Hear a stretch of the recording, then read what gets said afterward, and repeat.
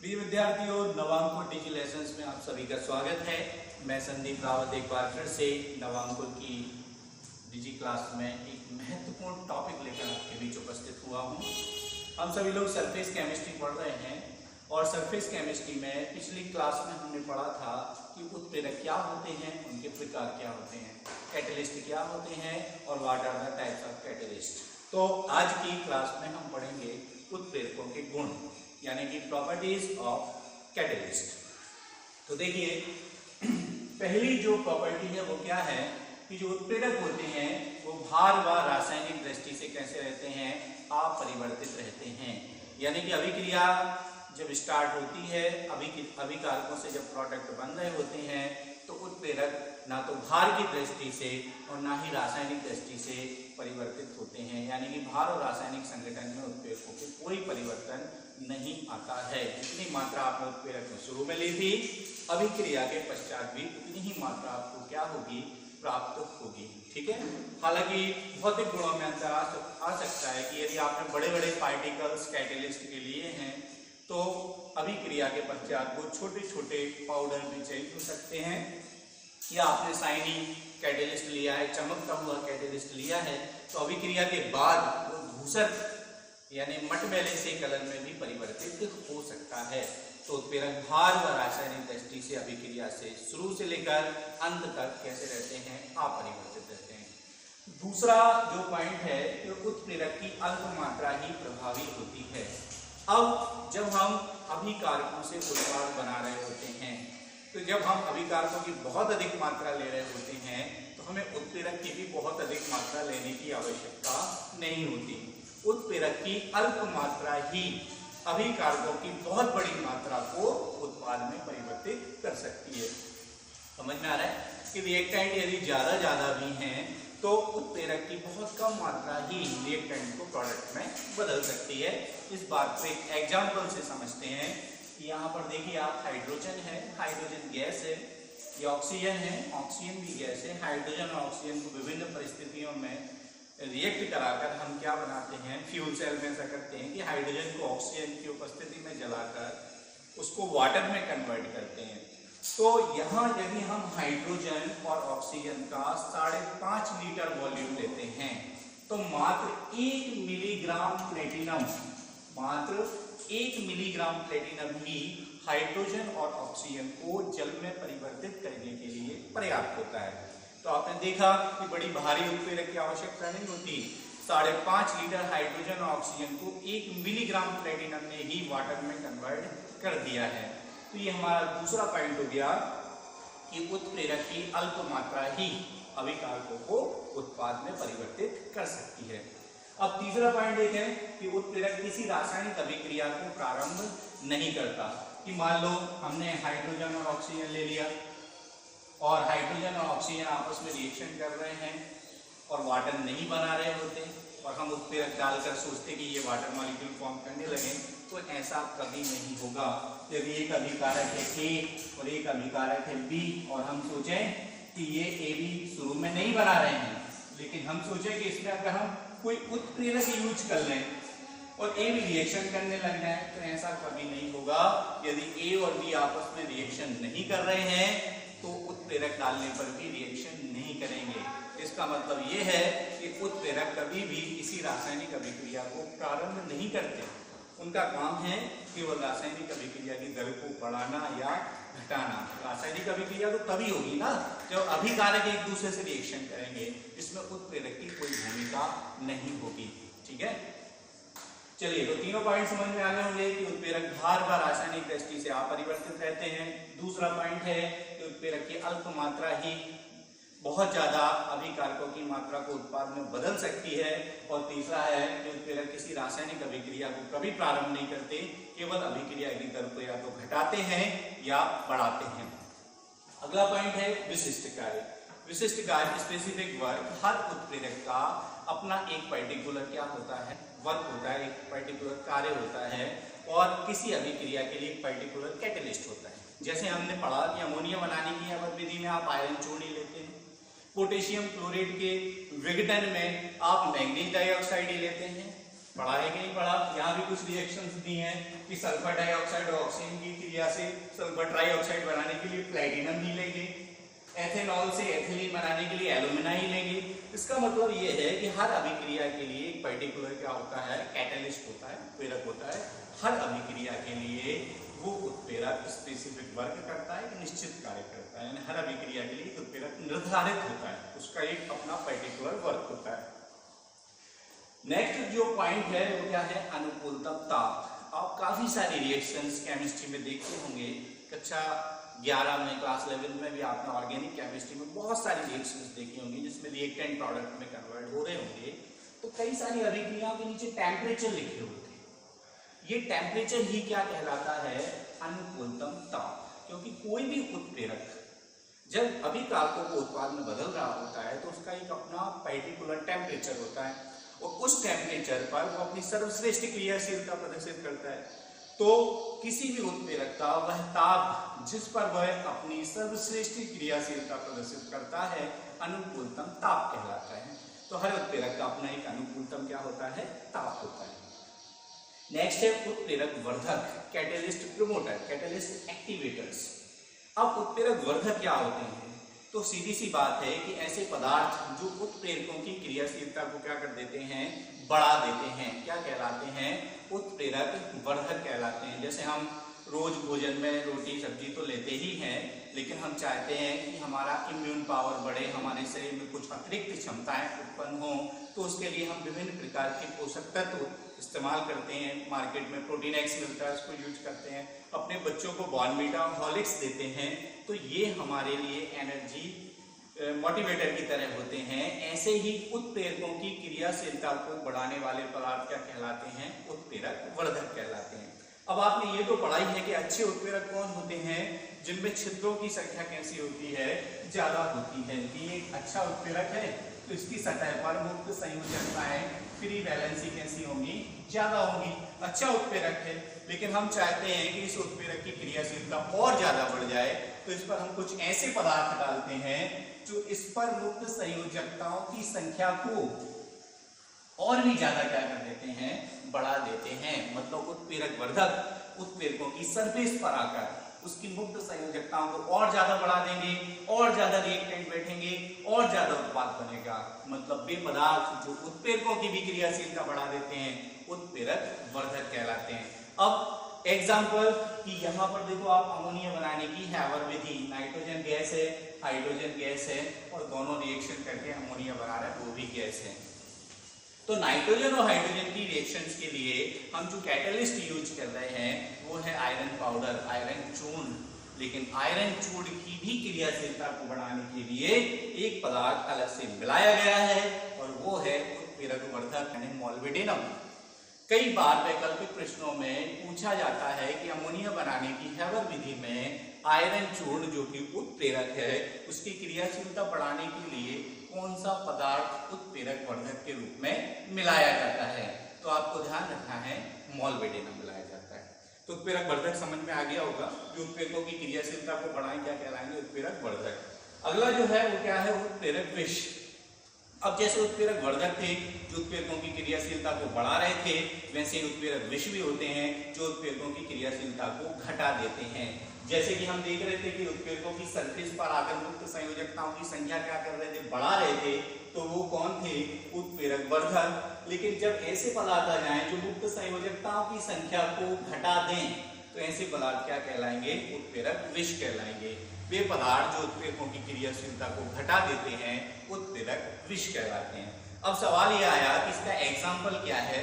तो हम अपनी इनऑर्गेनिक केमिस्ट्री में सल्फ्यूरिक अम्ल के फॉर्मेशन की दो मेथड पढ़ने वाले, एक संपर्क विधि कॉन्टेक्ट प्रोसेस और एक शीश कक्ष विधि लेड चैम्बर प्रोसेस। तो यहाँ पर जो कॉन्टेक्ट प्रोसेस है उसका समीकरण मैंने बोर्ड पे लिखा हुआ है कि जब सल्फर डाइऑक्साइड ऑक्सीजन से रिएक्शन करता है तो यहाँ देखिए आपकी 4 ऑक्सीजन है और 2 ऑक्सीजन ये है, लेकिन यहाँ पर दोनों की रिएक्शन के बाद ऑक्सीजन कितनी हो गई है, 6 हो गई है। तो यहाँ पर सल्फर डाइऑक्साइड जब ऑक्सीजन से रिएक्ट करेगा तो सल्फर ट्राइऑक्साइड बन रहा है और यही सल्फर ट्राइऑक्साइड आगे जाकर वाटर से रिएक्शन करके क्या बनाएगा, H2SO4 बनाएगा। ये प्रोसेस कहलाती है कॉन्टेक्ट प्रोसेस। और कॉन्टेक्ट प्रोसेस में हम काय का यूज कर रहे हैं, प्लेटिनम का यूज कर रहे हैं। तो सल्फ्यूरिक अम्ल के निर्माण की कॉन्टैक्ट प्रोसेस में उत्प्रेरक कौन लिया गया है?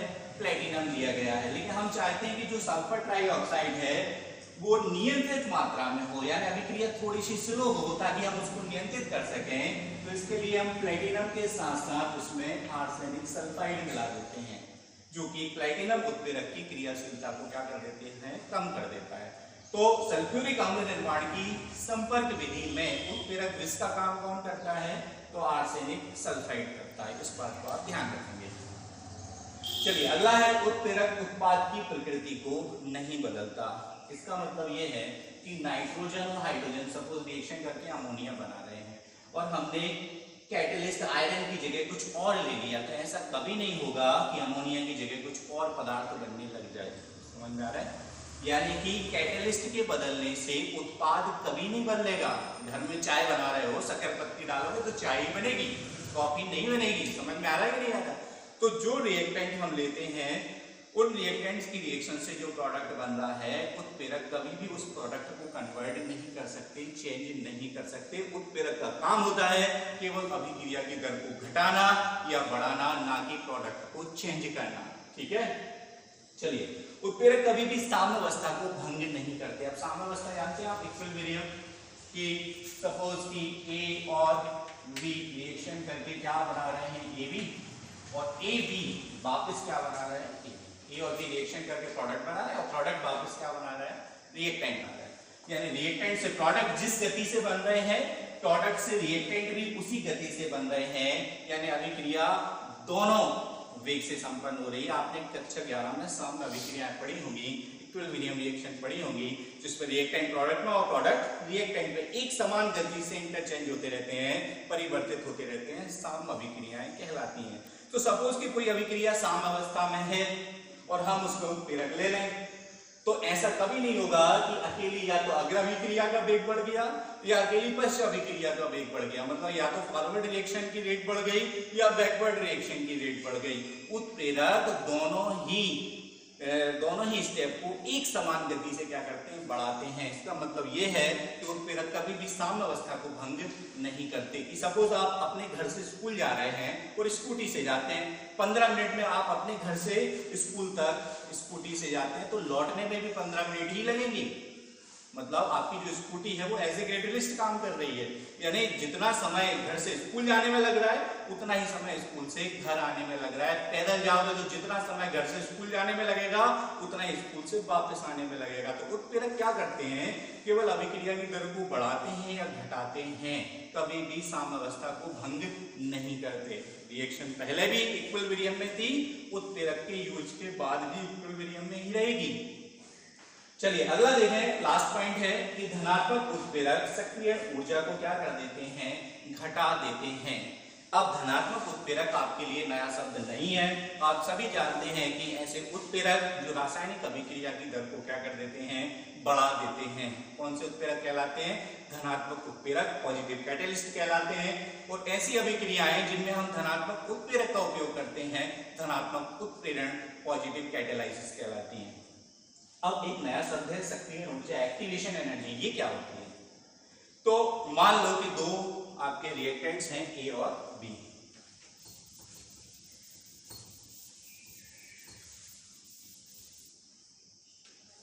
आपके दो रिएक्टेंट्स हैं, दो मॉलिक्यूल हैं ए और बी, जो आपस में रिएक्शन करके क्या बना रहे हैं? ए बी बना रहे हैं। तो जब भी दो मॉलिक्यूल प्रोडक्ट बनाते हैं तो उनकी खुद की कुछ ना कुछ एनर्जी पहले से होती है, और उस एनर्जी को हम कौन सी ऊर्जा?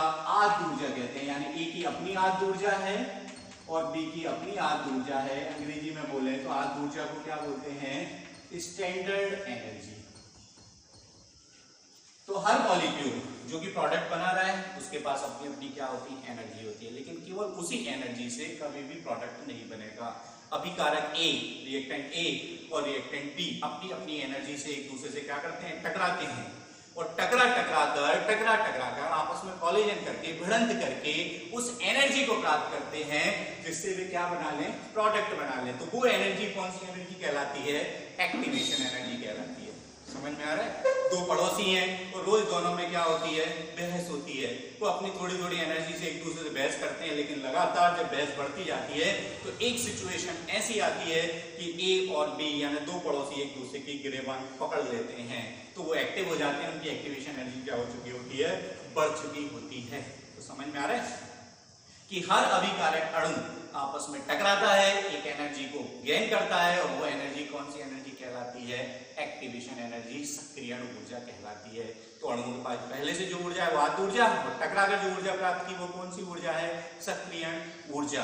तो अब क्या होता है कि मान लो हम एक ग्राफ खींचते हैं कि यहाँ पर आपकी क्या है, ऊर्जा है, एनर्जी बढ़ रही है, और यहाँ पर आपकी क्या बढ़ रही है, इस तरह अभिक्रिया की प्रगति हो रही है। इन दोनों के बीच में हम ग्राफ खींच रहे हैं। तो मान लो कि हमारे पास अभिकारक A है और अभिकारक क्या है, B है।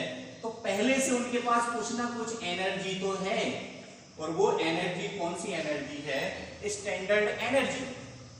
लेकिन जब इस अपनी स्टैंडर्ड एनर्जी से A और B आपस में क्या होंगे, टकराएंगे, तो टकरा कर वो एक एनर्जी लेवल को पार कर जाएंगे, और वो एनर्जी लेवल क्या कहलाता है, सक्रियण ऊर्जा। समझ में आ रहा है, एक्टिवेशन एनर्जी। तो जब ए और बी एक दूसरे से टकराएंगे और वो इस एनर्जी लेवल तक पहुंच जाएंगे, तो इस एनर्जी लेवल को हम क्या कहते हैं, सक्रियण ऊर्जा। और सक्रियण ऊर्जा को पार करने के बाद क्या बन जाएगा, प्रोडक्ट बन जाएगा। मतलब समझ में आ रहा होगा कि रिएक्टेंट को प्रोडक्ट में चेंज होने के लिए एक एनर्जी लेवल को पार करना पड़ता है, एक ऊर्जा के शिखर को, एक ऊर्जा के पर्वत को क्या करना पड़ता है, पार करना पड़ता है रिएक्टेंट को प्रोडक्ट में चेंज होने के लिए। अब ये आपकी सक्रियण ऊर्जा का शिखर हो गया। ए और बी अभिकारक को प्रोडक्ट बनाना है, ए बी ऊर्जा के शिखर को पार करना है। लेकिन उत्प्रेरक क्या काम करते हैं, उत्प्रेरक क्या काम करते हैं कि मान लो ए और बी को एक दूसरे से मिलने के लिए पहाड़ को पार करना पड़ रहा है। तो सपोज की वीडियो गेम में देखते हैं कि उड़न खटोला आ गया है ना, या एक हेलीकॉप्टर बिठा के ले गया, तो आपको पहाड़ चढ़ने की जरूरत थोड़ी पड़ेगी। तो यही काम कौन करते हैं, उत्प्रेरक करते हैं। उत्प्रेरक क्या करते हैं, इस ऊर्जा के शिखर को कैसा कर देते हैं, छोटा कर देते हैं। यानी कि रिएक्टेंट जो है आपस में लगातार क्या हो रहे थे, टकरा रहे थे। उत्प्रेरक की उपस्थिति में उन्हें ज्यादा टकराने की आवश्यकता नहीं होती। वो पर्टिकुलर डायरेक्शन में उत्प्रेरकों की उपस्थिति में एक दूसरे से क्या हो जाते हैं, टकरा जाते हैं और प्रोडक्ट बना लेते हैं। यानी धनात्मक उत्प्रेरक क्या करते हैं, सक्रियण ऊर्जा के मान को क्या कर देते हैं, कम कर देते हैं, अभिक्रिया की दर को क्या कर देते हैं, बढ़ा देते हैं।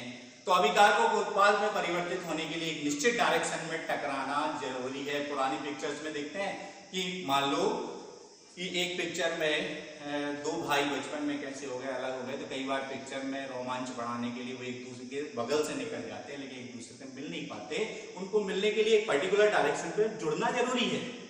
ऐसे ही रिएक्टेंट को प्रोडक्ट में चेंज होने के लिए एक दूसरे से सीधे टकराना जरूरी है। और जब वो एक दूसरे से सीधे टकराते हैं तो एक एनर्जी को गेन कर लेते हैं, और this energy is called by the name of activation energy. यानी कि रिएक्टेंट को प्रोडक्ट में चेंज होने के लिए एक्टिवेशन एनर्जी की जरूरत पड़ती है, और अभिकारकों को मेहनत करना पड़ती है। लेकिन उस मेहनत को कौन कम कर देता है, उत्प्रेरक। यानी धनात्मक उत्प्रेरक सक्रियण ऊर्जा के मान को कैसा कर देते हैं, कम कर देते हैं। सक्रियण ऊर्जा, आद ऊर्जा, दहली ऊर्जा और भी कॉन्सेप्ट पढ़ने के लिए हम पढ़ेंगे केमिस्ट्री का यूनिट 4 जिसका नाम है केमिकल काइनेटिक्स। लेकिन अभी जितनी जरूरत है उतना मैंने आपको बताया हुआ है।